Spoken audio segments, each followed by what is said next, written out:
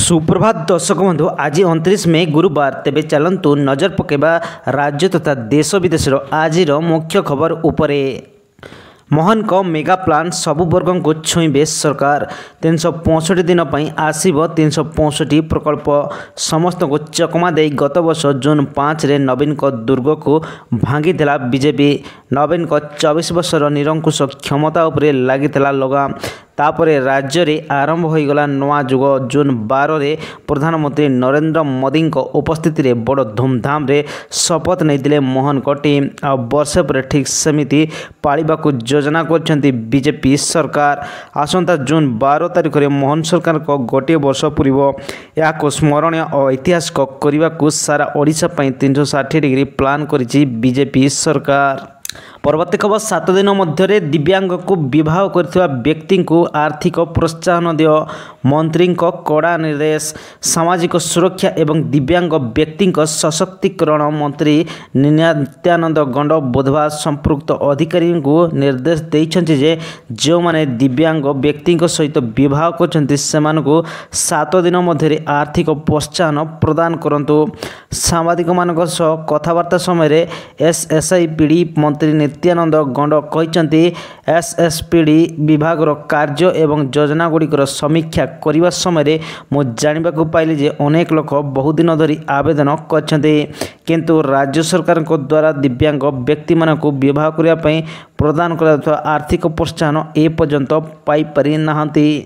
परवर्ती खबर बांको पथर खणी को जाउथवा विस्फोरक बझई गाड़ी लुट घटना आरंभ है तदंत। सुंदरगढ़ बांको पथर खणी को जाउथवा विस्फोरक बझई गाड़ी लुट घटनार आरंभ है तदंत। घटनास्थल रे किए बलांग थाना अंतर्गत बांको पथर खणी को सुंदरगढ़ बड़गारू आसुथवा विस्फोरक बझई गाड़ी लुट होइछि। गाड़ी रे प्राय 4 टन विस्फोरक रहितला जहार मूल्य 1.5 लाख टंकारु अधिक हो बोली आशा करा जाउछि। गाड़ी को 30 ରୁ 40 जन लुटी कहुवा बेले से माओवादी होता सन्देह करा जाउ अछि।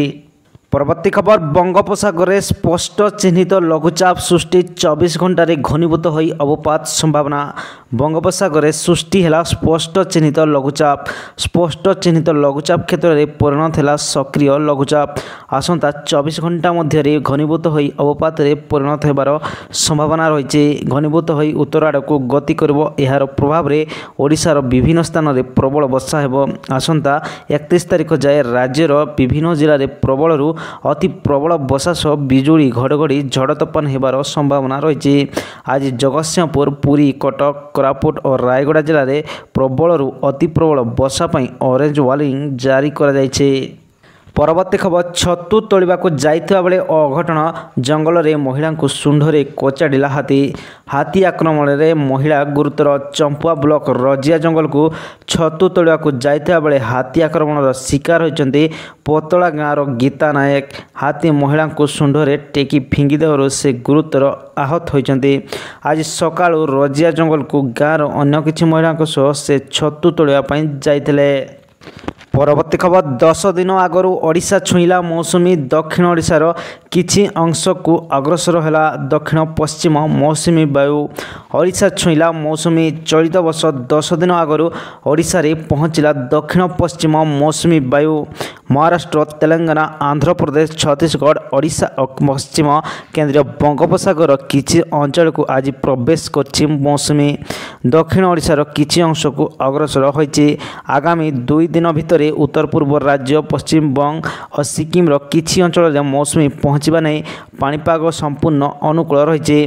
गत वर्ष जून 8 रे ओडिशा छुईदेला मौसुमी हेले एथर 10 दिन आगुआ मौसुमी वायु ओडिशा को प्रवेश करिछि। परवर्ती खबर खरीफ ऋतु पूर्व चाषी को बड़ उपहार बढ़िला धान दर। कृषि ऋण उपरे बड़ घोषणा। केंद्र मंत्रिमंडल बैठक रे आज 5टी बड़ निष्पत्ति निया जायछि। एने केंद्र मंत्री अश्विनी वैष्णव गणमाध्यम को सूचना देइछन्ति। कृषक कल्याण को प्राथमिकता दे केंद्र सरकार खरीफ ऋतु पूर्व धान उपरे सहायक मूल्य वृद्धि करछन्ति। एने केंद्र सरकार तरफ 2,07,000 कोटी बजेट मंजूरी होइछि। यासह कृषकों को स्वल्प सुध हार ऋण जोगाई देवाक सरकार सुध सहायता योजना घोषणा କରିଛନ୍ତି। କେବଳ ଧାନ ନୁହେଁ, କେନ୍ଦ୍ର ସରକାର ମାଣ୍ଡିଆ କ୍ୱିଣ୍ଟାଲ ଉପରେ 596 ଟଙ୍କା, ହରଡ଼ ଡାଲି କ୍ୱିଣ୍ଟାଲ ଉପରେ 450 ଟଙ୍କା ମଧ୍ୟ ବୃଦ୍ଧି କରିଅଛନ୍ତି। ପରବର୍ତ୍ତୀ ଖବର, ଓଡ଼ିଶାରୁ ଆଉ 5 କୋଭିଡ୍ ପଜିଟିଭ୍ ଚିହ୍ନଟ, ଆକ୍ରାନ୍ତଙ୍କ ସଂଖ୍ୟା 6କୁ ବୃଦ୍ଧି। ଓଡ଼ିଶାରୁ ଆଉ 5 ଜଣ କୋଭିଡ୍ ପଜିଟିଭ୍ ଚିହ୍ନଟ ହୋଇଛନ୍ତି। ଭୁବନେଶ୍ୱରରୁ 4 ଓ ଖୋର୍ଦ୍ଧାରୁ ଜଣେ ସଂକ୍ରମିତ ଚିହ୍ନଟ ହୋଇଥିବା ଜଣାପଡ଼ିଛି। ଏମାନଙ୍କ ମଧ୍ୟରେ 4 ପୁରୁଷ ଓ ଜଣେ ମହିଳା କରୋନା ସଂକ୍ରମିତ ଅଛନ୍ତି। ଓଡ଼ିଶାରୁ ଆଉ 5 ଜଣ କୋଭିଡ୍ ପଜିଟିଭ୍ ଚିହ୍ନଟ ହୋଇଛନ୍ତି। ଭୁବନେଶ୍ୱରରୁ 4 ଓ ଖୋର୍ଦ୍ଧାରୁ ଜଣେ ସଂକ୍ରମିତ ଚିହ୍ନଟ ହୋଇଥିବା ଜଣାଯାଇଛି। ଏମାନଙ୍କ ମଧ୍ୟରେ 4 ପୁରୁଷ ଓ ଜଣେ ମହିଳା କରୋନା ସଂକ୍ରମିତ ଅଛନ୍ତି। ପୂର୍ବରୁ ଭୁବନେଶ୍ୱରରେ ଜଣେ କରୋନା ସଂକ୍ରମିତ ଚିହ୍ନଟ ହୋଇଥିଲେ। ଏହା ଫଳରେ ଓଡ଼ିଶାରେ କରୋନା ଆକ୍ରାନ୍ତଙ୍କ ସଂଖ୍ୟା 6କୁ ବୃଦ୍ଧି ପାଇଛି। ପରବର୍ତ୍ତୀ ଖବର, ଭିଜିଲାନ୍ସ ଜାଲରେ ଗଣ୍ଡାନାଳି ରାଜସ୍ୱ ନିରୀକ୍ଷକ। ଢେଙ୍କାନାଳ ଜିଲ୍ଲା ହିନ୍ଦୋଳ ତହସିଲ ଗଣ୍ଡାନାଳି ରାଜସ୍ୱ ନିରୀକ୍ଷକ ଶଶିଭୂଷଣ ବେହେରା ଆଜି 4ଟି ମ୍ୟୁଟେସନ୍ କେସ୍ ଇନକ୍ୱାରି ରିପୋର୍ଟ ଦେବା ପାଇଁ 60,000 ଟଙ୍କା ଲାଞ୍ଚ ନେଉଥିବା ବେଳେ ଢେଙ୍କାନାଳ ଭିଜିଲାନ୍ସ ହାତରେ ଧରା ପଡ଼ିଛନ୍ତି। ତାଙ୍କ ପାଖରେ ବେନିୟମ ଭାବେ କାର୍ଯ୍ୟ କରୁଥିବା ନକଲି ପିଅନ ବିଷ୍ଣୁ ବଲ୍ଲଭ ଖଟୁଆଙ୍କ ମାଧ୍ୟମରେ ଲାଞ୍ଚ ଟଙ୍କା କାରବାର ହେଉଥିବା ଅଭିଯୋଗରେ ତାଙ୍କୁ ମଧ୍ୟ ଭିଜିଲାନ୍ସ ଉଠାଇ ଆଣି ପଚରାଉଚରା କରୁଛି। ପରବର୍ତ୍ତୀ ଖବର, କୁନି ପୁଅକୁ ସମ୍ମାନ ଜଣାଇଲା ସେନା। ଅପରେସନ ସିନ୍ଦୁର ବେଳେ ଯବାନଙ୍କୁ ବାଣ୍ଟୁଥିଲା କ୍ଷୀର ଓ ଲସି। ଭାରତ ପାକିସ୍ତାନ ସୀମାନ୍ତରେ ଥିବା ପଞ୍ଜାବର ଅନେକ ଗାଁ ଅପରେସନ ସିନ୍ଦୁରକୁ ନିଜ ଆଖିରେ ଦେଖିଛନ୍ତି। ପଞ୍ଜାବର ଫିରୋଜପୁର ଜିଲ୍ଲାର ତାରା ଗାଁରେ ସୈନିକମାନେ ଡ୍ୟୁଟି କରୁଥିବା ସମୟରେ ଜଣେ 10 ବର୍ଷୀୟ ବାଳକ ଯବାନଙ୍କୁ କ୍ଷୀର ଏବଂ ଲସି ବାଣ୍ଟୁଥିଲା। ଏହି ସମୟରେ ସେଠାରେ ଖୁବ୍ ଗରମ ହେଉଥିଲା। ଚାରିଆଡ଼େ ଗୁଳିର ଶବ୍ଦ ଶୁଭୁଥିଲା। ହେଲେ ଏହି ପରିବେଶରେ ଜଣେ ଛୋଟ ପିଲା ପ୍ରତିଦିନ ନିଜ ଛୋଟ ହାତରେ କ୍ଷୀର, ଦହି, ଲସି ଏବଂ ଥଣ୍ଡା ପାଣି ଏବଂ ବରଫ ନେଇ ଯବାନଙ୍କ ପାଖେ ହାଜର ହେଉଥିଲା। ପରବର୍ତ୍ତୀ ଖବର, ଲକ୍ଷ୍ନୌ ସୁପର ଜାୟାଣ୍ଟସ୍ 6 ୱିକେଟ୍ରେ ପରାସ୍ତ କଲା ଆର୍ସିବି। କ୍ୱାଲିଫାୟାର 1ରେ ପଞ୍ଜାବ ସହ ହେବ ମୁହାଁମୁହିଁ। ଲକ୍ଷ୍ନୌଠାରେ ଖେଳାଯାଇଥିବା IPL 2025ର 70ତମ ତଥା ଶେଷ ଲିଗ୍ ମ୍ୟାଚ୍ରେ ଲକ୍ଷ୍ନୌ ସୁପର ଜାୟାଣ୍ଟସ୍ 6 ୱିକେଟ୍ରେ ପରାସ୍ତ କରିଛି। ରୟାଲ ଚ୍ୟାଲେଞ୍ଜର୍ସ ବେଙ୍ଗାଲୁରୁ 228 ରନ୍ର ଲକ୍ଷ୍ୟକୁ ବେଙ୍ଗାଲୁରୁ 18.4 ଓଭରରେ 230 ରନ୍ କରି ହାସଲ କରିନେଇଥିଲା। ଦଳ ପକ୍ଷରୁ ବିରାଟ କୋହଲି 54 ରନ୍ କରିଥିବା ବେଳେ ଜିତେଶ ଶର୍ମା 85 ରନ୍ ଓ ମୟଙ୍କ ଅଗ୍ରୱାଲ 41 ରନ୍ କରିଥିଲେ। ପରବର୍ତ୍ତୀ ଖବର, ପାକିସ୍ତାନ ସୀମାବର୍ତ୍ତୀ ଗାଁରେ ମକ୍ ଡ୍ରିଲ୍ କରିବ ସେନା, ସତର୍କ ରହିବାକୁ ପରାମର୍ଶ। 4ଟି ରାଜ୍ୟରେ ପୁଣି ମକ୍ ଡ୍ରିଲ୍ କରିବାକୁ ପ୍ରସ୍ତୁତ ହେଉଛି ସେନା।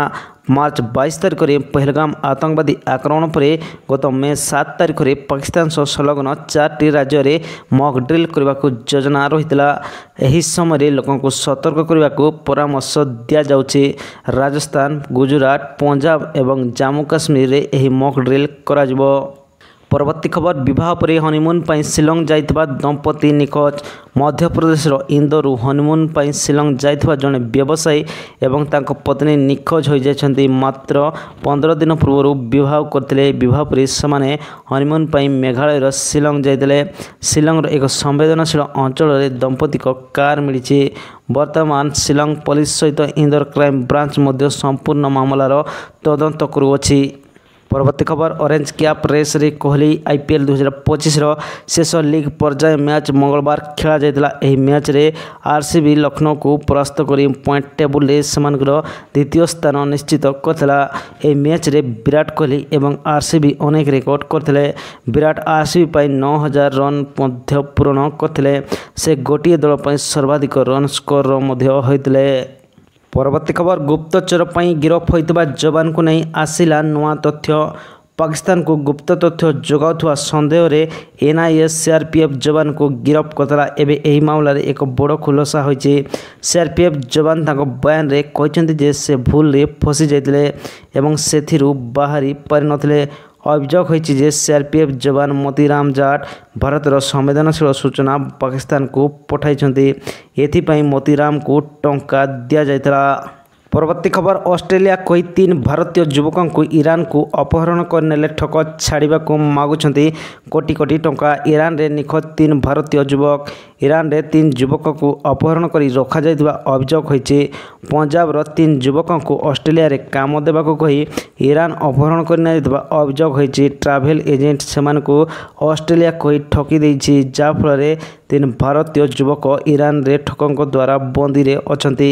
तेबे आजिर मुख्य खबर आज एतिकी जदि भिडियोटी भल लगुच तेबे लाइक्स एवं सब्सक्राइब करने जमार भी भूलु नहीं।